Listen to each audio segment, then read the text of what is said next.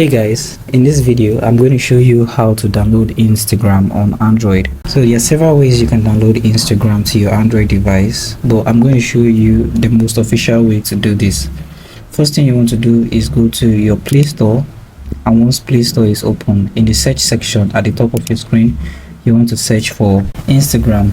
Search for it and you see Instagram.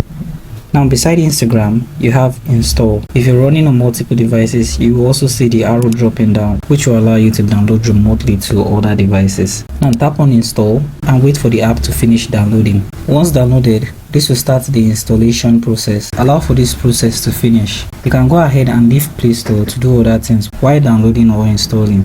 After installing, to open the app, tap on open, and this will launch the Instagram application. So thank you for watching this video on how to download Instagram on Android, and I hope you found this video helpful.